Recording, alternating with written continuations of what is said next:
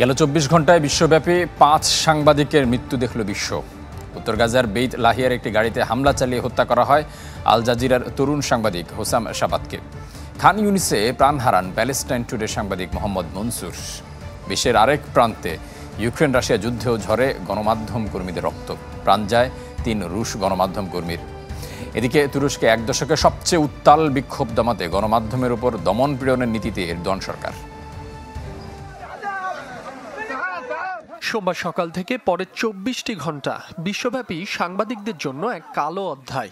কারণ এই একটি দিনেই বিশ্বে চলমান বেশিরভাগ সংঘাতে ভুক্তভোগী হয়েছেন গণমাধ্যম কর্মীরা।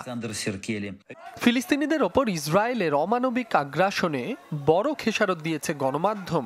১৮ মাসে ২ শতাধিক সাংবাদিককে হত্যা করে এই অঞ্চলটি গেল এক বছরে বিশ্বের সাংবাদিকদের জন্য সবচেয়ে ভয়াল এলাকা।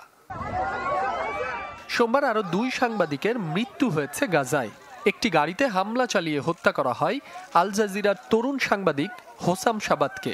এ নিয়ে ১৮ মাসে কাতার ভিত্তিক গণমাধ্যমটির ৭ কর্মীর মৃত্যু দেখল উপত্যকাটি। ২৩ বছর বয়সী শাবাত মৃত্যুর আগে তার শেষ কথাগুলো বলে যেতে সক্ষম হয়েছিলেন, যা লিপিবদ্ধ করে তার আইডি থেকে পোস্ট দেন শাবাতের সহকর্মীরা। হৃদয় বিদারক এই পোস্টে শাবাত তুলে ধরেন ২১ বছর বয়স থেকে যুদ্ধের সংবাদ সংগ্রহে তার সংগ্রামের কথা, বলেন সাংবাদিকতার প্রতি তার নিষ্ঠার কথা। একই দিনে খান ইউনিসে প্রাণ হারান প্যালেস্টাইন টুডের সাংবাদিক মোহাম্মদ মনসুর। নিজের বাড়িতে হামলা চালিয়ে সপরিবারে হত্যা করা হয় তাকে। বিশ্বের আরেক প্রান্তে ইউক্রেন রাশিয়া যুদ্ধেও ঝরে গণমাধ্যম কর্মীদের রক্ত। সোমবার রাশিয়া অধিকৃত লুহানস্কে একটি গাড়িতে যুক্তরাষ্ট্রের হিমারস ক্ষেপণাস্ত্র দিয়ে হামলা চালায় ইউক্রেন। এতে প্রাণ যায় ৩ রুশ গণমাধ্যম কর্মীর। তাদের মধ্যে একজন খ্যাতিমান যুদ্ধ সাংবাদিক আলেকজান্ডার ফেডারচক।